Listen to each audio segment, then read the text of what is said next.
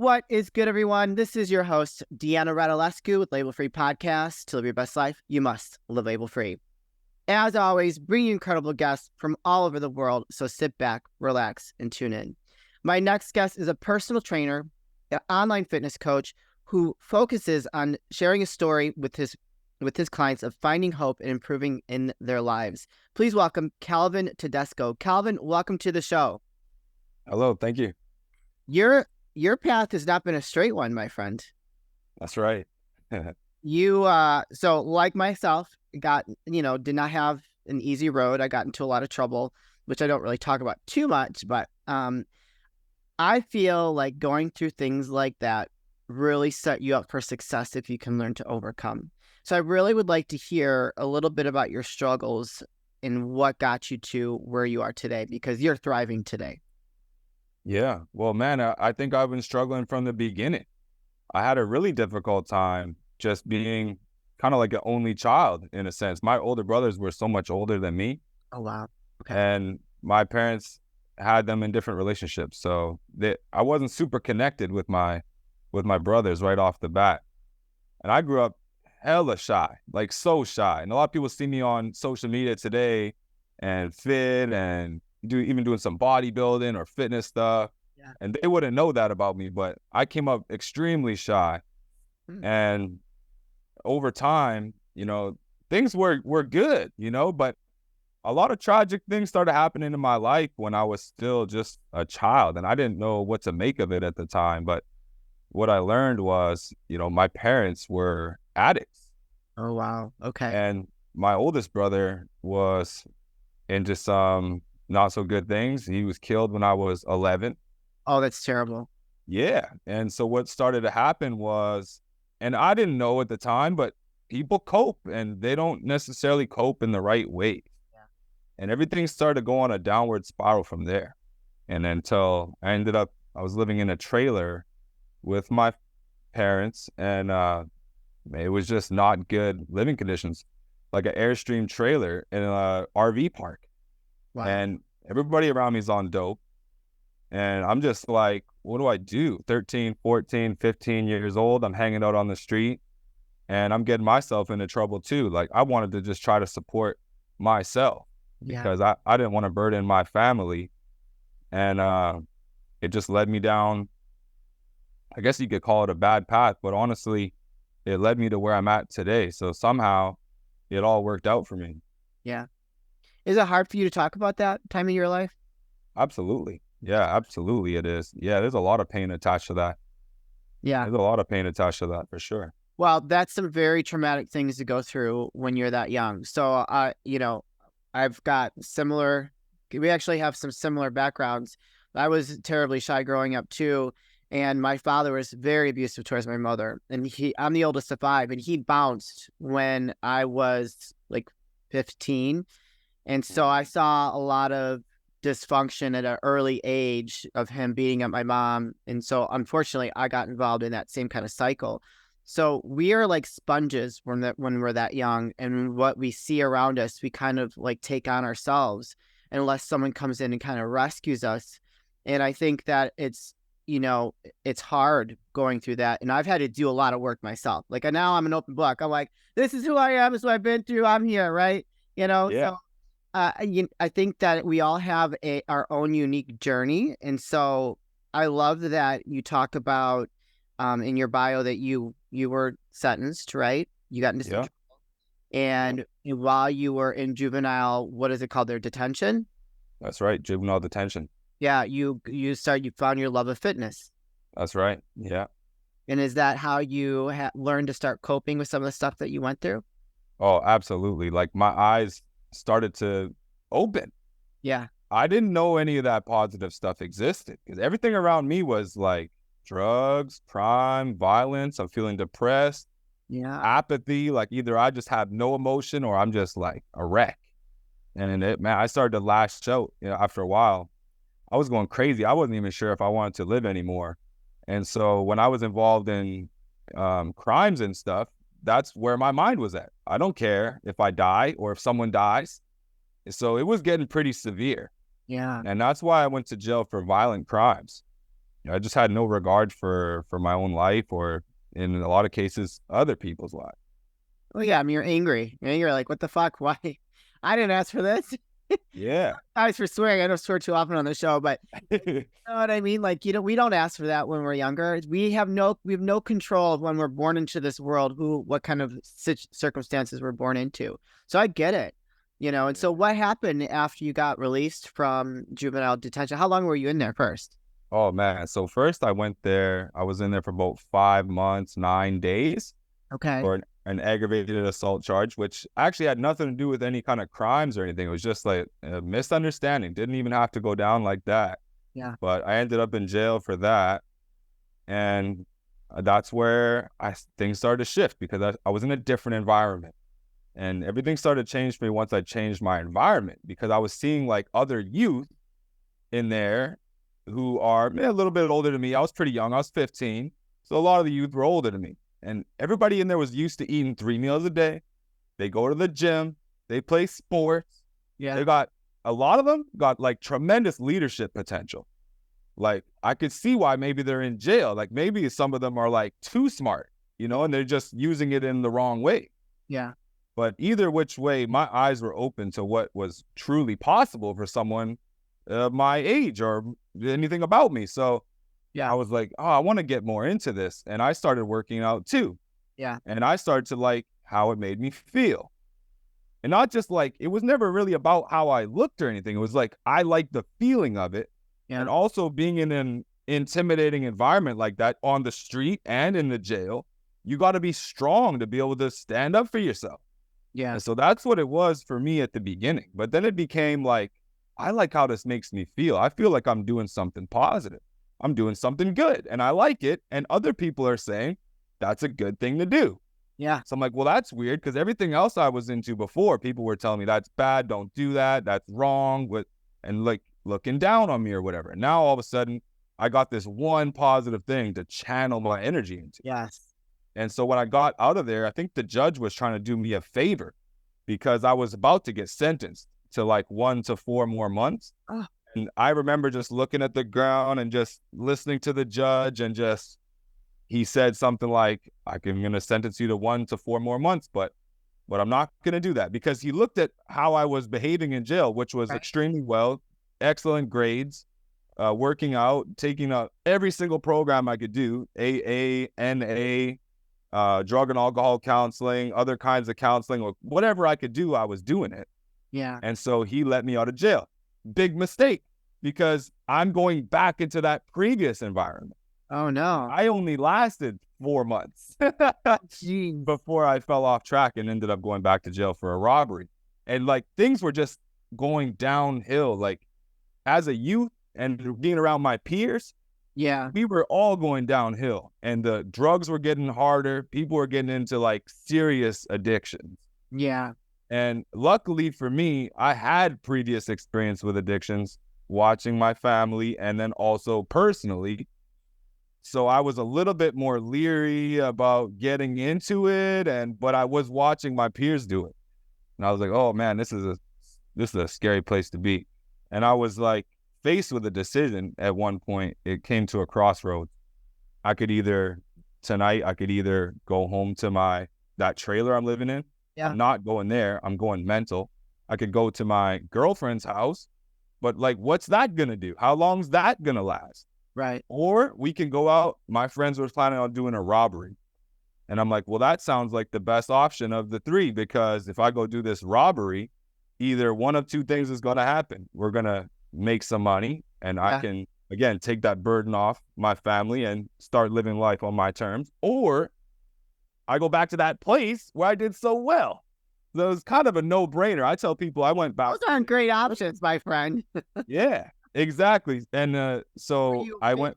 Still or 16 at this time? I had turned 16 about that time. And so what happened was we got in a high-speed chase, and I got chopped by the cop dog, and I got sentenced to a year in jail. Oh, wow. Yeah. And so now tell us about that. How did you evolve? And were you there a full year, or do they like time and a half like here in the US?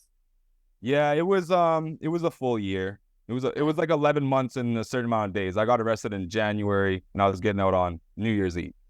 And so did that stint in jail, did that turn you around? Oh man, I knew going in what I was doing. I'm like, I got actually, I didn't know I was doing the year. When I was in the cop car that night, I knew I'm not going back here. This is my last time. I even said it out loud. I think the cops probably thought I was crazy. I'm like, this is the last time you're going to see me. Because I knew I'm going to this place where I got time to study, time to work out. I'm doing good. Yeah. And that's exactly what I did. I think that, unfortunately, when you are a person that is in the surroundings that you're in, and like your only option for stability is going back to jail. Like that's why a lot of criminals, they get out of prison and they go back because that's all they know, and they have that structure. Unfortunately, when you're out on your own and you surround yourself with that element, you have no structure. It's like crazy town. You know what I mean? Dude. So how long now, Calvin, have you been done and out of there and are living on your own terms and not getting in trouble anymore? It's been over a decade. Oh, good. Yeah, it's been over a decade. I haven't even moved home. Oh, no? That's the craziest thing. Like when I got released from jail, I had bartered with all the people on my case to let me go home for a visit. Yeah. But then I actually agreed to go into more programs after jail in another city, because I had been transferred to a jail in another city. Yeah. And they made my release plans for that city. And I'm telling them, I'm like, hey, I'm not from here. I only came here to do this work program, and I didn't even get to do that because my charges are violent. They don't want to let me out with a chainsaw or whatever. So I couldn't do that stuff. Oh my God. And so, but then I realized, man, I actually have an option here, because one of the teachers in that jail, I think she was the English teacher, Cynthia Coles, introduced me to a school in Prince George that had a really good fitness program. So she kind of like tapped into that passion I had for fitness. She's like, hey, you should go here.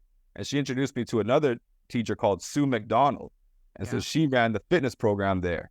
She became like my first serious mentor. And she's the reason why I got into kinesiology after going to that school. And the reason why I became a personal trainer. And now I'm a fitness coach, online, in person. I do it all. Wow. And I've even been able to bridge in the lifestyle factors, because what I've noticed is like a lot of this isn't just about a workout. That's like just the small piece of the puzzle. Yep. Well, you and I both know that. Wow, what a great story. So you completely changed your environment and it changed your outcome. Like that's huge. I know, I know when I was like sick and tired of being around the element, I moved away too, changed all my numbers. I was like, I'm done with this, because I actually spent some time in jail myself. But I wasn't a kid. I was an adult. So I went to jail. And I was like, I'm done with this. I don't want to be around any of these people anymore. I'm out. So when I got out of there, I moved, changed all my numbers. And, there's more to that story. But, that's for another time. We're focusing on you today. So I think that's always a good thing to do if you're ready to change. It's scary. But if you're looking to change the direction or the course that you're on when it's looking the way that it was for you, it is important to make a drastic change. So let's talk about how you've built your business as a personal trainer, online fitness coach, in person, online, and bringing into the lifestyle factor of it. So talk to us about that, how that started. Oh man, well, it was just seems like I was being prepared for it the whole time without even knowing. Yeah, like all of this stuff, like taking a big leap to move to another city. That's like someone going in the gym for the first time. Like that's a stressful environment for them. Yeah. And so I was putting myself in a stressful environment over and over and over again. And I just really kept on this one positive thing, because I didn't have anything else that was good in my life. And slowly over time, through following that path, I was able to add in more things. Like, well, I didn't realize they wrote books about this kind of stuff. Like there's books about how to improve your life, change your life. So I started reading into those and getting into more courses, signing up for programs like boxing. Once I got out of jail and everything like that, I would do a boxing program, a youth mentorship program. I was going to college for kinesiology. And so everything in my life was positive. I was so busy with all these good things, and becoming a coach was just a natural byproduct of just living and breathing it. Yeah. But it was a process. So even becoming a certified trainer, I mean, I was mostly teaching part-time before that, even before I got certified. Yeah. But then once I got certified, I moved to another city again and to work on finishing the degree, because I had a diploma. Now I'm working on a degree. And I started building my business there. And that was an amazing experience, because at first I couldn't get jobs at gyms. They didn't seem like they needed anybody. Yeah. So I went out on my own and started teaching people outside. I learned how to teach people, because I come from the jail system. We work out on the floor. We don't need a gym. Yeah. Like a lot of time we work out on the floor. Yeah. Hey, don't worry about it. I'll show you how to work out at the track. I'll show you how to work out on these hills. I'll show you how to work out at this workout park. Yeah, absolutely. Love it. Yeah, and that's what it was all about right there. But the main thing that really shifted my perspective on training was because I was always just teaching just, your average, normal, everyday people, and I was so young. So I feel like they didn't give me the credit that I deserved. Mm-hmm. Maybe they didn't know my story. Maybe they don't know my background. Maybe they don't know where I'm coming from. Yeah. But it all changed when this one, he was a young man. He was a little bit younger than me. And I guess he had been watching me on social media or something like that. Because he came up to me at one of the gyms. I was now working part-time at a gym, as well as running my own business outside of there. But he had come up to me and he's like, I want to do what you're doing. He just looked at me with these beaming eyes. I'm thinking like, what do you mean? Wow. So now you're the mentor. Yeah, exactly. And so I was like, you want to do what I'm doing? Yeah. Because we got like 3 workout classes coming up. There's like, I was teaching at a spin class where I was teaching the boxing component, and then there was spin instructors. So sometimes we jump in on these spin classes if they weren't full, to like fill it up. Yeah. Well, me and this kid did 2 spin classes back to back, and then a boxing class. So we were working out for like 2 hours, and both my legs cramped up and I couldn't stand anymore. Yeah, spin class is tough. Yeah, it was intense, but that was the game changer for me, because he didn't want to just know about working out. He wanted to know about everything. So I started teaching him about what I'm learning in these personal development books. Yeah. The 60,000 thoughts a day. Like, did you know we have 60,000 thoughts a day on average? Mm-hmm. If you were the CEO of your own company and you were in charge of investing $60,000 a day to move the company forward, would you just squander it, or would you just? That's a great example. That's how I explained it to him. And his eyes lit up. He's like, oh, I never thought of it like that. I'm like, yeah, because you're in control of your thoughts. Yeah. And you got an average of 60,000 a day. Are you just going to waste them here, there, or are you going to direct it on something? Yeah. And so that's where I got the idea from Napoleon Hill, your definite major purpose. I'm like, we got to start thinking about this kind of stuff. And this young man, he started really doing that. He was like, man, maybe I'm not happy in this relationship. Maybe I'm not happy in this job. Maybe I do have something more meant for me. And that program ended up turning into the first small group that I had, where it was like, we would go to the gym, we would read these books, personal development, setting goals, and we'd bridge it into daily life like that. And it helped a lot of people get on a more positive path. But that's kind of similar to how I structure it today. I have a question for, how old was that young man? I think he might have been either late teens, early 20s, maybe. So he probably was at a crossroads in his life, and you saved his life. Man, it's intense, isn't it? It's crazy. It's interesting how we can see things from 180 through someone else. You know what I mean? Yeah. That's beautiful. That is a beautiful story. So tell us about your ideal client. Your Instagram is crazy. What you guys, he's a competitor like myself. Well, I'm a former competitor. I don't compete anymore.